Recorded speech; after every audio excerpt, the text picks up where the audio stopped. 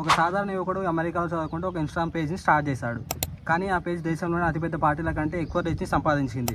అసలు ఎందుకు అతని వెనుకల కోట్ల మంది ఉన్నారు? అసలు ఎందుకు తన తల్లిదండ్రులు పాలిటిక్స్లో ఇతను ఉండొద్దు అని చెప్తున్నారు? అసలు ఎందుకు ఇతని వెనుకల కోట్ల మంది ఉన్నారు?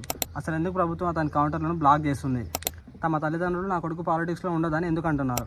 మనం ఈరోజు తెలుసుకోబోతున్నాం cockroach Janata party founder Abhijit Dipke ఎవరు. ఇది ఒక మీమ్ పేజ్ కాదు, ఇది generation frustration story. Unemployment, inflammation, pressure ఇవన్నిటిని ప్రపంచానికి చూపించిన ఒక వ్యక్తి అభిజిత్ దీప్కే. ఔరంగాబాద్ ప్రాంతానికి చెందిన అభిజిత్ దీప్కే ఒక సాధారణ మిడిల్ క్లాస్ ఫ్యామిలీ నుంచి వచ్చారని పలు రిపోర్ట్స్ చెప్తున్నాయి. జర్నలిజం మీద ఇంట్రెస్ట్ ఉండడంతో పూణేలో గ్రాడ్యుయేషన్ చేయడానికి పూణే వెళ్ళాడని వార్తలు వచ్చాయి.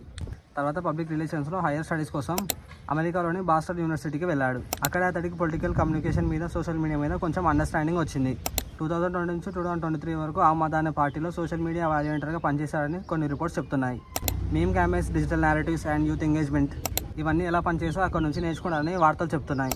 అయితే అతను ఆ తర్వాత పాలిటిక్ మెయిన్ స్ట్రీమ్ కంటే సెటైర్ మరియు డిజిటల్ యాక్టివిజం సైడ్ వెళ్ళాడు. 2026 మేలో చీఫ్ జస్టిస్ సూర్యకాంత్ గారిపై దేశవ్యాప్తంగా చర్చలు జరిగాయి.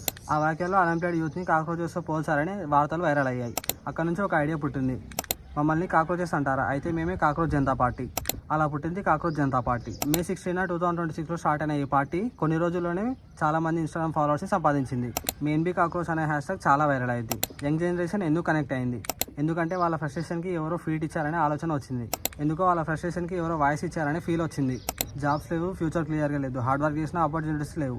ఈ ఎమోషన్ అన్నిటినీ మీమ్స్ రూపంలో చూపించింది CJP పార్టీ. అందుకే ఇది జోక్ కాదు, ఇది ఒక డిజిటల్ ప్రొటెస్ట్. అభిజిత్ దీప్కే స్పీచెస్లో రిపీటెడ్లీ ఒక పాయింట్ చెప్పాడు. ఇండియాలో huge young population, jobs, salaries, opportunities మీద చాలా ప్రెజర్ పెరుగుతుందని భావిస్తున్నారు. అందుకే students, unemployed youth, meme creators, digital audience అందరూ అతని కంటెంట్ని షేర్ చేయడం స్టార్ట్ చేశారు. కానీ అందరూ సపోర్ట్ చేయలేదు. కొంతమంది ఇలా అన్నారు, ఇది కేవలం పబ్లిసిటీ స్టంట్, ఇది పొలిటికల్ ప్రొపగండా, ఇది యాంటీ గవర్నమెంట్ నేరేటివ్. రెడిట్ మరియు సోషల్ మీడియాలో చాలామంది AAP బ్యాక్గ్రౌండ్ గురించి ప్రశ్నించారు అతన్ని. ఈ మూవ్మెంట్ నిజమైన రాజకీయ పార్టీ కాదు, ఇది ఒక మీమ్ పేజ్ అని స్టార్ట్ చేశారు.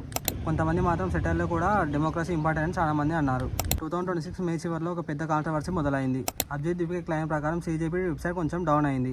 ఎక్స్ అకౌంట్ ఇండియాలో విత్హెల్డ్ అయింది. ఇన్స్టాగ్రామ్ అకౌంట్ హ్యాక్ అయిందని కూడా చెప్పారు. ఈ విషయాలు డిజిటల్ సెన్సార్షిప్కి దారితీసాయని చెప్తున్నాయి. సపోర్టర్స్ ఇలా అన్నారు, వాయిస్ సప్రెస్ చేస్తున్నాయి. క్రిటిక్స్ ఏమో ఇలా అంటున్నారు, ఇది ఓవర్ హైప్ డ్రామా అని అంటున్నారు. ఒక రిపోర్ట్ ప్రకారం తన పేరెంట్స్ చాలా టెన్షన్తో ఉన్నారని తెలుస్తున్నాయి. మా కొడుకు పాలిటిక్స్లో ఉండొద్దని వాళ్ళు భయపడుతున్నారని కొన్ని వార్తలు వచ్చాయి. ఈ మూమెంట్ వెనుక ఎమోషనల్ ప్రెజర్ ఎంత ఉందో కూడా చూపించింది. అభిజిత్ దీప్కే నిజంగా పాలిటిక్స్లో ఫ్యూచర్ లీడర్ అవుతాడా, లేక ఇది టెంపరరీ ఇంటర్నెట్ ట్రెండ్ అవుతుందా? అది ఫ్యూచర్ డిసైడ్ చేస్తుంది. కానీ ఒక్క విషయం మాత్రం క్లియర్, ఒక మీమ్, ఒక హ్యాష్ట్యాగ్, ఒక ఫ్రస్ట్రేటెడ్ జనరేషన్ ఎమోషన్ని రీప్రజెంట్ చేస్తే అది మూమెంట్ అవుతుంది.